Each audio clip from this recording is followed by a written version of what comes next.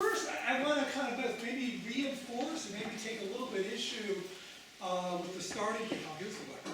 Okay, I can just skip it. I almost never played with it. It was just there as a kind of reply. But anyway, I'm not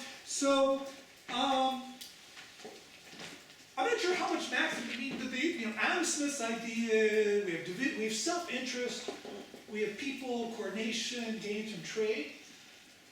Maybe I'm going, or maybe we're taking our idea pushing further. That doesn't rely on maximization. Okay? Massimo and I years ago wrote a funny little paper called landscape design, and kind of in that spirit of sort of designing context for not so smart actors. And one of the sort of favorite things that for me when we kind of cited was, a little close to some of your and Ross' work, was Sean Chandler's work on double auctions. And he has this beautiful paper where he shows computationally zero-rate intelligence traders who basically constrained by willingness to pay and their costs and otherwise make random bids. Their behavior is a little bit different than college sophomores who had economics, but not a lot. And they both converge to dependent equilibrium. The zero intelligence people take a little bit longer. Our view, that's a strong context. It's aware of the language you're using there. If you have one peak in the landscape, you don't have to be very smart to find it. The optimizer may find it instantaneously, but so I think very much in the spirit of the power of designing a context, and you don't have to solve the optimization, the individual maximization problem, but we can do pretty darn well collectively through design of context. And I think that's something that, one of my pet kind of tropes on this score is, the deep irony of neoclassical economics that has two fundamental core religious beliefs. One about individual optimization. The other technical assumption is we live in these simple concave spaces where first order conditions apply. And so you basically have a deep commitment to problem context where behavioral outcomes are almost invariant to behavioral assumptions. So, and if you think about the experimental economics kind of work, people are happily doing double auctions, Charlie Plot and everybody, and then when Roth, Colin Cameron start doing game theory, like, oh my God, multiple equilibriums, and starting doing interesting learning models.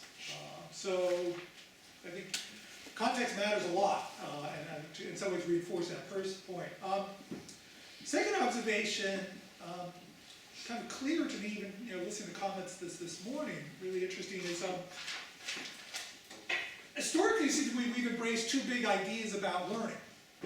So there's the Bayesian, and then the behavioralist with some variant of reinforcement learning. But I think you're making salient, and something that's been there around the edges of different literatures, but I don't think it's kind of been fully embraced, is pattern matching, which is fundamentally different. It has some correlation in some sense with the reinforcing, but it's a very different mechanism. And I think the observation that kind of individuals as pattern seekers, and that's driving kind of our intentionally intelligent action, is a really, really important observation. And clearly, fundamentally, people are unhappy with randomness. An old study where you tell me, oh, this could have been generated by a random number generator, but maybe there's a pattern. What do you think? People will inevitably, very complicated, really high-order processing, identify patterns. And so I think that kind of third line, for most of it, we haven't really taken on, and I think there's a really important line of work that brings to the surface pattern matching as a kind of just fundamentally different mechanism by which people learn and make sense from histories.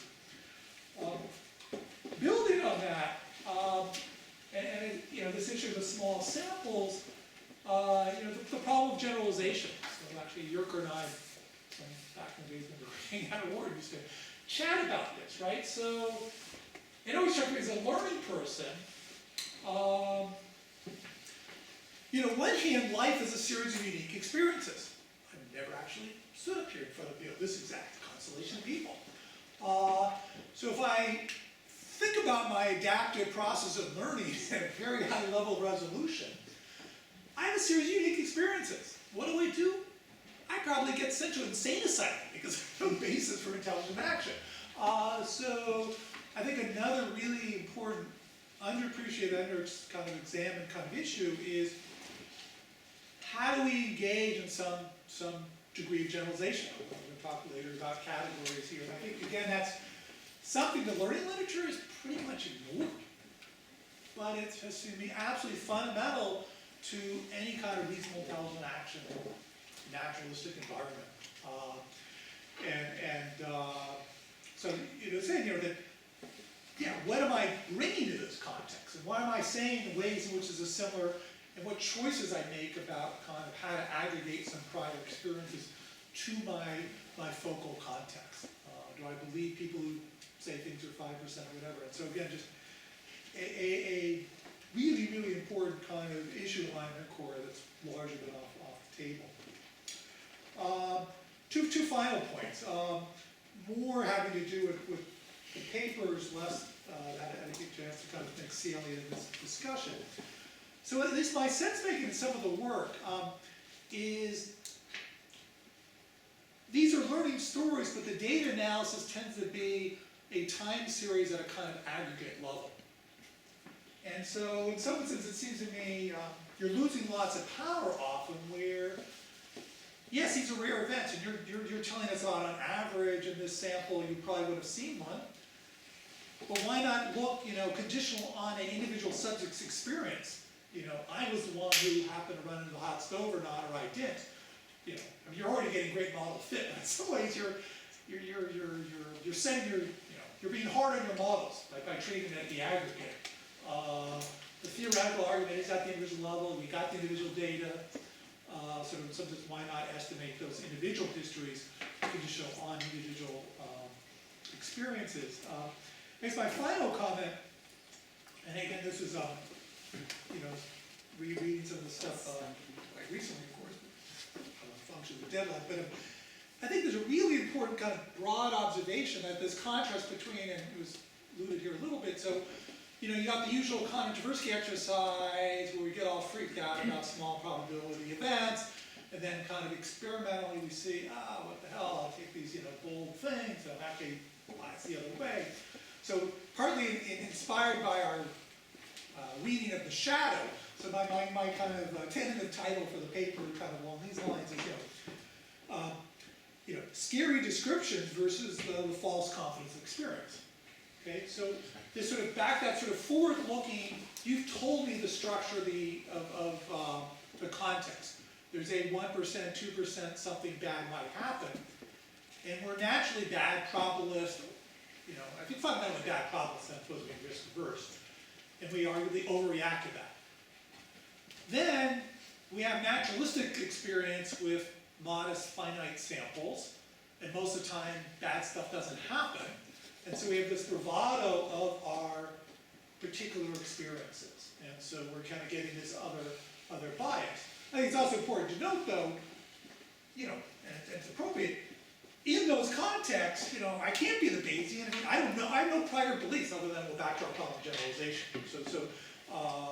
But I think that it's really quite powerful and sharp, the contrast between the framing effects of descriptions of problem settings and the kind of biases / implications that has for action, versus in some sense the same kind of structures and moderate histories of experiences lead to the exact opposite.